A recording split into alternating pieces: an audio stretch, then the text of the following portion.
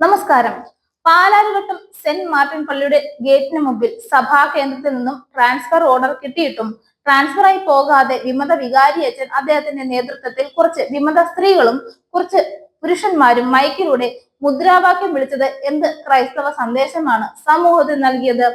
Go back administrator go back എന്നാണ് വിളിച്ചുകൂടിയത്. കൂടെ കരുണക്കൊന്തയും പ്രാർത്ഥനയും.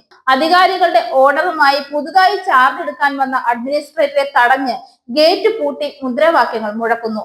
മംഗളവാർത്ത കാലത്ത് പ്രാർത്ഥനയും സൽക്കർമ്മങ്ങളുമായി ഉണ്ണീശോയുടെ പിറവിക്കായി ഒരുങ്ങേണ്ട സമയത്ത് ഈ വിമത സ്ത്രീകളും പുരുഷന്മാരും ഉണ്ണീശോയെ ജനിക്കുന്നതിന് മുമ്പ് തന്നെ ക്രൂശിൽ തറയ്ക്കുന്നു.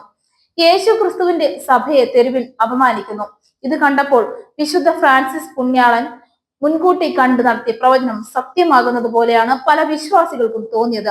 വിശുദ്ധ ഫ്രാൻസിസ് പുണ്യവാളൻ മരിക്കുന്നതിന് തൊട്ടു മുമ്പ് പറഞ്ഞിരുന്നു, സഭയിൽ ആത്മീയ വിശുദ്ധ ജീവിതങ്ങൾ കുറയും, പിശാചുക്കൾക്ക് അസാമാന്യ ശക്തി കൈവരുമെന്ന്. പാലാരിവട്ടം സെന്റ് മാർട്ടിൻ പള്ളിയുടെ ഗേറ്റിന് മുമ്പിൽ കണ്ടത് അതാണ്. പിശാചുക്കൾക്ക് അസാമാന്യ ശക്തി കൈവന്നിരിക്കുന്നു. സഭാ നേതൃത്വം സടകുടഞ്ഞ് എഴുന്നേൽക്കേണ്ട സമയം അതിക്രമിച്ചിരിക്കുന്നു. അല്ലെങ്കിൽ ഈ പൈശാചിക കൂട്ടം ക്രിസ്തീയ സഭയെ തന്നെ വിഴുങ്ങിക്കളയും. ഈ പൈശാചിക ശക്തികൾക്കെതിരെ എല്ലാ വിശ്വാസികളും ഒന്നിക്കേണ്ടിയിരിക്കുന്നു. ഈ പൈശാചിക ശക്തികൾക്കെതിരെ വിശ്വാസികൾ ഒന്നിച്ചു നിന്ന് പോരാടണം. ഇതിനാദ്യം വേണ്ടത് പാലാരിവട്ടം തൃപ്പൂണിത്തുറ പള്ളികളിലെ സഭയോട് ചേർന്ന് നിൽക്കുന്ന വിശ്വാസികൾ രംഗത്ത് വരണം. അവർ വൈദികർക്ക് പിന്തുണയും സംരക്ഷണം നൽകാൻ രംഗത്തിറങ്ങണം. പള്ളികളിലെ ഗേറ്റ് പൂട്ടുവാൻ വിമതരെ സമ്മതിക്കരുത്. അപ്പോൾ പോലീസ് ഇടപെടും. പൂട്ടാൻ വരുന്നവരെ പോലീസ് പിടികൂടും. അതോടെ അച്ഛന്മാർക്ക് പള്ളികളിൽ പ്രവേശിച്ച് ചാർജെടുക്കാം.